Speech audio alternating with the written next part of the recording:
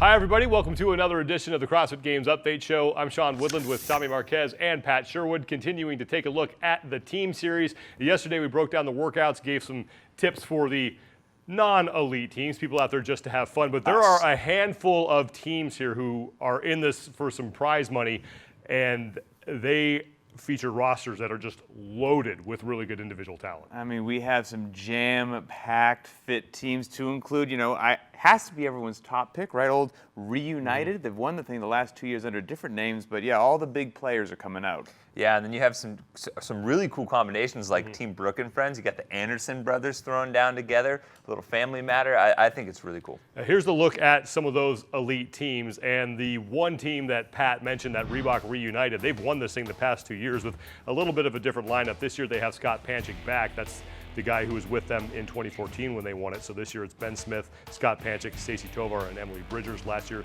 they won it with Paul Tremblay. And then Rogue Black, 3 former champions on that team, including Rich Froning, Catherine David's daughter, and Annie Thor's daughter, and then Josh Bridges. So everyone on that team has a medal. But we've seen this in the past. Just because you have a team that's stacked with really good individuals, it doesn't mean you're going to have the best team.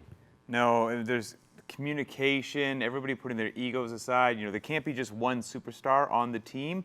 We had a team in the top 5 last year blow up from the Midwest. It was Midwest Exercisers, Jack Long, Taylor Williamson, Duke Burke, Madison Freeman.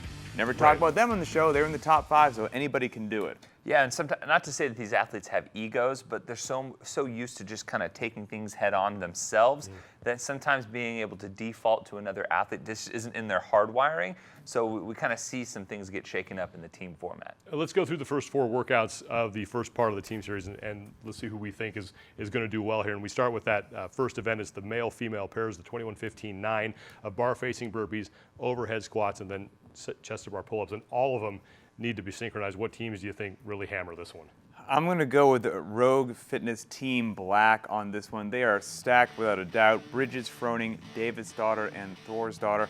I think Rich Froning really pays big dividends on this one, not only because of his overall fitness, but the experience he has now on the team side of competition, barking out orders. He knows what the synchronization deal is all about, and that's the sticky point on Team 1. I think once they get that figured out, they're going to be fast and smooth on those chest-to-bars and the burpees.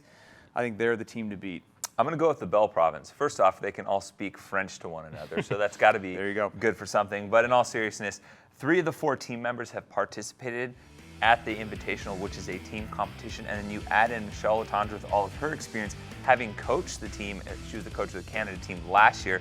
I just really think they're going to flow well together. Very extremely talented. All 4 of them are games athletes. All 4 of them are just super talented in these particular movements. So I think they're going to push Rogue for this one. If there's an event where it does pay to have the best individuals, it would probably be event 2. That's the relay event where each individual will do 100 double unders, 25 toes to bar, 25 deadlifts, and then 50 box jump overs. I mean, I guess you'd have to look at Rogue Black again, wouldn't you, because of their best individuals or not? Well, let me clarify. When I said that Team Black was the one to beat, I meant on event number 1. Okay. So now on event number 2, I think it shifts a little bit. I'm going to take a bit of a chance here, and I'm going to go with Team Reebok Reunited. Now, you might think, why is that a risk? They've won the last 2 years. But I think event number 2 comes down to the box jump overs. And it's not a perfect comparison, but if you look at the 100% event from the games, well, both Ben Smith and Scott Panchik did very well on that, a 5th and a 13th. But Bridgers was 34th, Tovar was 36th. It wasn't good events for them, but I think this is a little bit of redemption for them. I think they're going to shine. I'm going to take a chance here, too. I think the Fit Aid Misfits are going to smash this one. I think for a lot of these top athletes and the games athletes, it's going to be an unbroken foot race. So I think this is an opportunity for the 2 guys on the Misfit crew, Jordan Cook and Travis Williams, to go hard to the paint on this one. And then you back it up with 2 athletes in Alexis Johnson and Kari Pierce, who are very skilled gymnasts. So we know that things like the 25 unbroken toes to bar isn't going to wreck them. Right. They'll be fine with the deadlift. And then they should be well enough to go for the 50 unbroken. And I think they could surprise some people in this workout. You move on to event 3. That's the 15-minute AMRAP, where in the first 5 minutes it's just the men accumulating calories on the rower. Then they move on to the push press in minutes 5 through 10. The women get on the rower, and then minutes 10 through 15, it's just the women on the push press.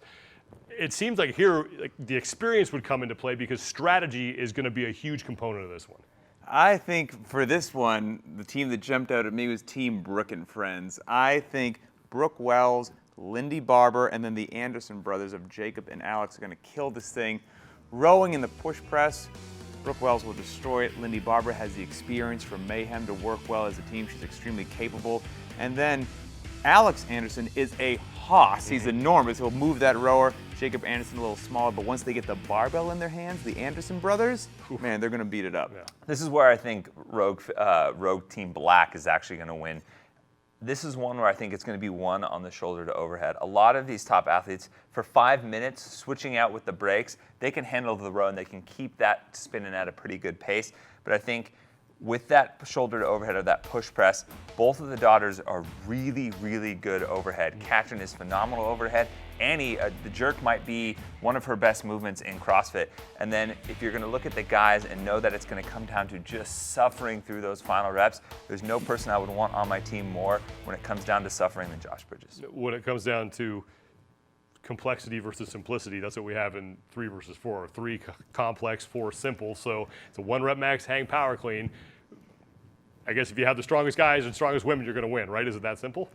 We were laughing about this when actually we Yeah. were hashing things out before the show, and we're on opposite sides of the spectrum every now and then. But I think one thing we can potentially agree on for this event, Team Brooke and Friends. Yeah. I think there is I just cannot wait. I'm actually excited to see what they're going to put up there. You put a barbell into these men and women's hands, and I don't think a lot of people are going to get near them. I mean, what are some of their numbers? I mean, I think Jacob and Alex both could be north of 325, 330 on a hang power clean. I expect Brooke to hit 225, maybe 230.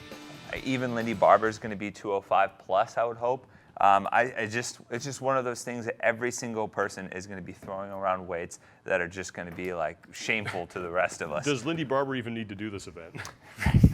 She will be an honest contributor, but I mean, I wouldn't want to hang power clean next to Brooke Wells. I mean, it's just how it is. Yeah, it's going to be ugly. Well, that's going to do it for us for today. Remember, the team series is something that you can all participate in. And if you haven't signed up, you can still do that. You have until the scores are due. So get your friends together, get a team of 4, get out there, throw down. Make sure to put all your stuff on social media. Use the hashtag team series.